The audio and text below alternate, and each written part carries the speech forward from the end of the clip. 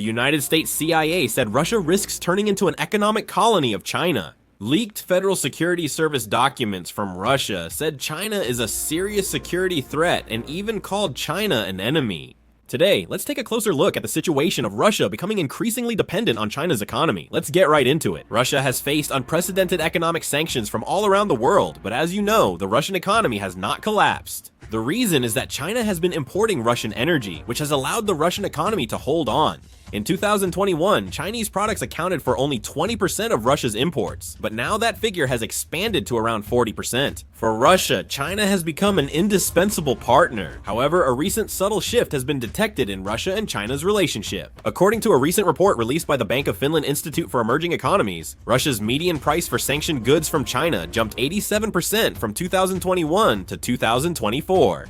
However, this doesn't mean global prices also increased. In the same period, prices of sanctioned goods from other countries rose just 9%. Chinese product prices have risen sharply, according to a Bank of Finland Institute for Emerging Economies report. For example, bearings exported from China to Russia increased by about 76% from 2021 to 2024, but the export volume actually decreased by 13%. So this means that the price per unit has roughly doubled, right? In particular, the unit price of a component called tapered roller bearings has increased up to 4 times. Both products are crucial industrial components and vital to the Russian defense industry, correct? Currently, China is having a tremendous impact on the Russian economy. China takes 30% of Russia's exports and supplies, 50% of its imports, but Russia is just 3% of China's exports and 5% of its imports. Some say the Russian economy is slowly becoming dependent on China. Since Russia has no choice but to rely on China, there are often situations where even if China charges excessive profits, Russia can't really do anything about it. For example, China has significantly raised the export prices of domestically produced drone parts that could be used for military purposes when selling to Russia. When exporting the same parts to other countries, they actually lowered the price, but they're selling them to Russia at a much higher price. Currently, radar equipment for drones exported to Russia is about 6.4 times more expensive than in 2021, while other countries pay about half that price. Other key drone parts, such as motors and infrared imaging, have also seen major price hikes for Russia. The most concerning point is that currently about 95% of bilateral trade is being settled in Yuan, which means China's influence is growing significantly. In 2023, Russia and China agreed to increase Yuan use, and as trade grew, transactions are now settled only in Yuan. Therefore, the CIA openly states that Russia risks becoming China's economic colony. Currently, Russia is China's top oil supplier, and since this oil is paid for in yuan, its usage has greatly increased. China is now the top buyer of Russian energy, importing about 89.17 trillion won worth in 2024. So economic sanctions against Russia aren't really working. As China rapidly became Russia's top trading partner, China took full leadership in the relationship. China is fully aware that Russia has been pushed out of Western markets and has lost its alternative import and export channels, and it is using this structure very flexibly depending on the situation. A prime example of this is China's suspension of Russian oil imports in November. China had been importing large amounts of Russian oil, providing Russia with a lifeline, but when the United States strongly mentioned the possibility of sanctions against third countries importing Russian oil, China immediately changed its stance. Did United States pressure cause China to halt Russian oil shipments several times? This move was understandably threatening to Russia. After losing the European market, China became Russia's main customer. When China halted imports over political risks, Russia's export routes were suddenly blocked. Crude oil is vital to Russia's finances, and since the war, energy exports have significantly funded the national budget. China's decision went beyond a trade change, applying direct pressure on Russia's economy. In fact, during that period, the discount on Russian crude oil grew even larger, and as logistics schedules became tangled, the cash flow burden increased as well.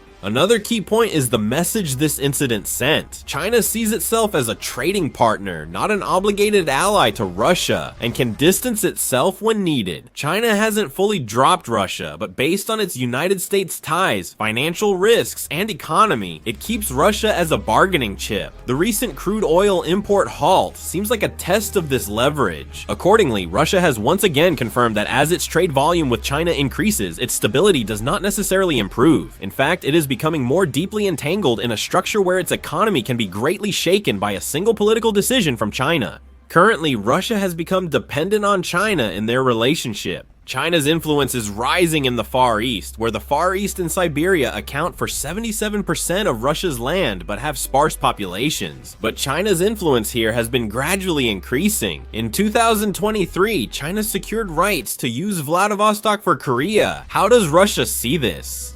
It seems that Russia perceives China's economic encroachment as a threat. The Russian Federal Security Service even openly refers to China as an enemy. In fact, leaked internal Federal Security Service planning documents included a summary of the necessary measures to block Chinese espionage activities. China poses a serious threat to Russia's security and has even issued warnings. However, from Russia's perspective, it's not like they really have any options in reality. The war in Ukraine shows no sign of ending, and while the front lines are stagnant, military tensions remain high. While the war continues, the West can't realistically lift sanctions on Russia, can it? Financial sanctions, tech export controls, and energy trade restrictions are now established and won't easily end just because the battlefield situation changes, right? In this situation, it's not realistic to imagine Russia returning to the European or American markets. That leaves the question of whether Russia can stop the war and compromise with the West, but that's not easy either.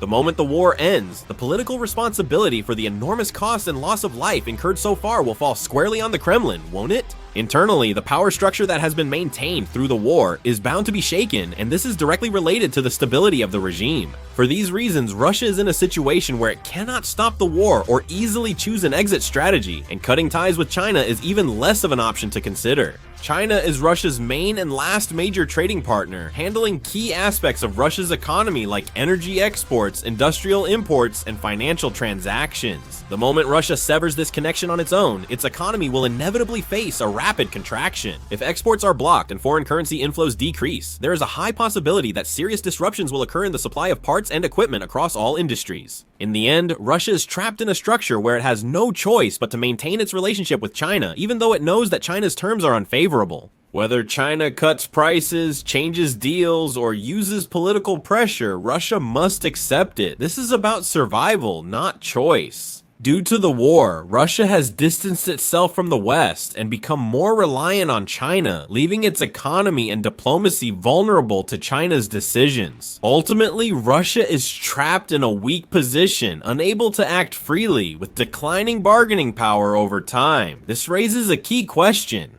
Will China support Russia until the end? To give you the conclusion first, China does not want a situation where Russia completely collapses, nor does it want Russia to return as a great power competing with the United States. For China, Russia is more like a stable supplier of cheap energy and a strategic buffer zone that can be placed in front when confronting the United States and the Western world. While Russia confronts the West and bears the burden, China can pause and gain time in the background. China is cautious about Russia regaining independent influence. If Russia, with its military, resources, and territory, becomes autonomous again, it becomes a variable difficult for China to control.